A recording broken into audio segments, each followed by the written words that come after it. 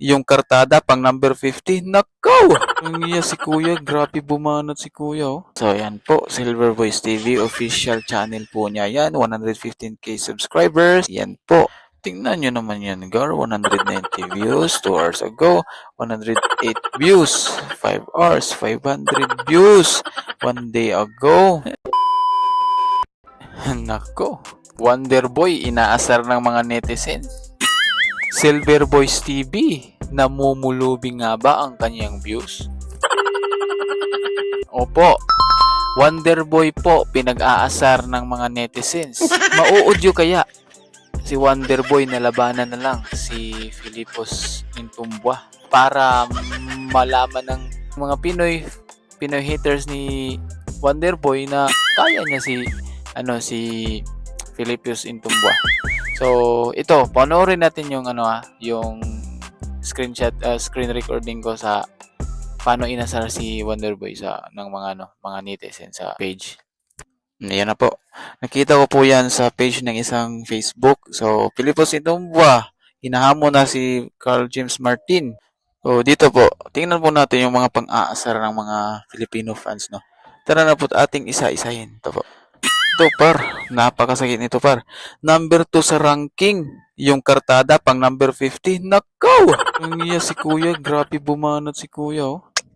Buti na lang yung iba may hinahon eh. Oh, ito yung magandang match up pag magkataon. Ito naman isa.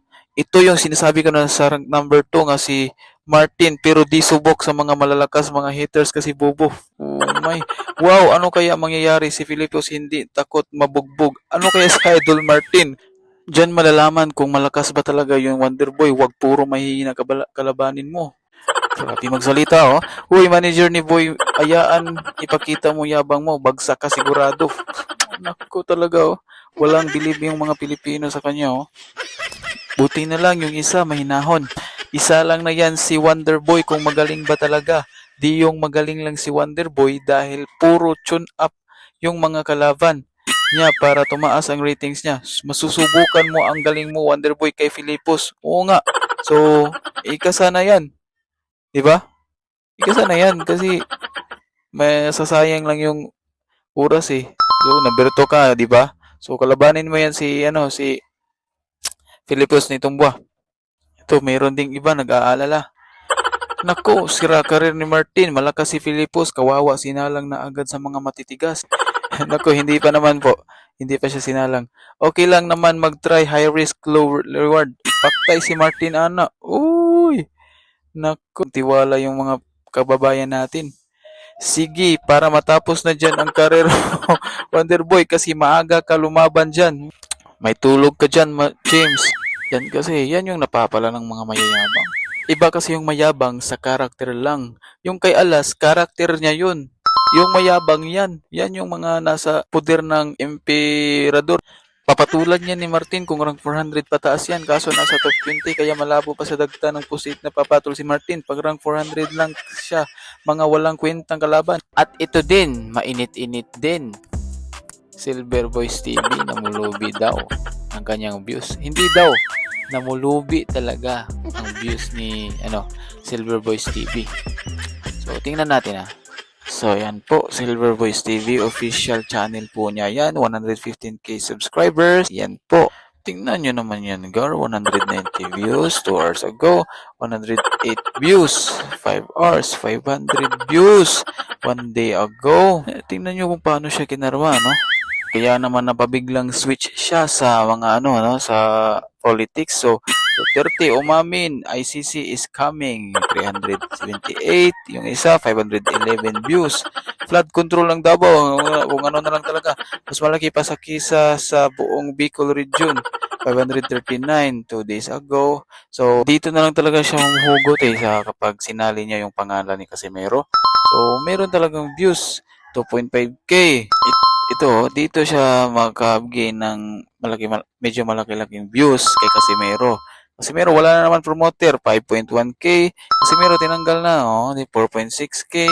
Basta mayroon Casimero. Basta mayroon Casimero talaga, dyan siya humuhugot. Pero hindi, panaka-naka lang talaga. Kasi alam na ng mga tao na siya, clown. So, yan. konting respeto, pinapanood siya. So, pero hanggang dyan na lang talaga siya. Naku, nakakalungkot para sa kanya, no?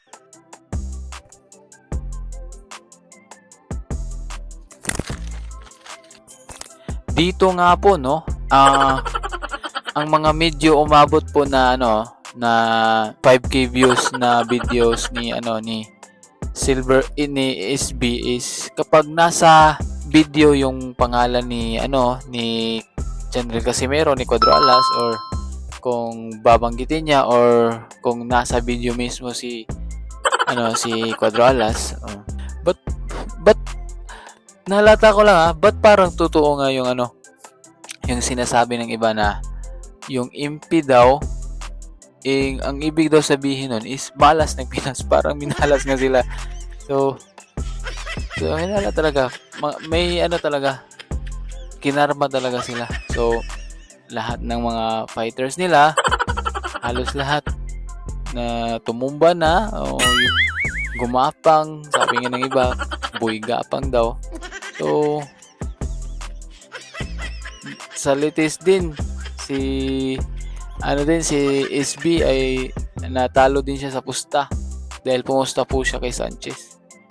So, yun po. Ang sarap lang sa pakiramdam na na kinakarma na sila sa kanilang mga pinagagawa. Imbis kasi na tulungan nila, kahit wag na kahit hindi naman ibig sabihin kung wala na sa poder nila, dinadown na nila kasi meron talagang karma. So sila ngayon yung nadadown.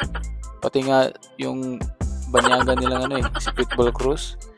So balita ko din lumipat na. So, yun lang po.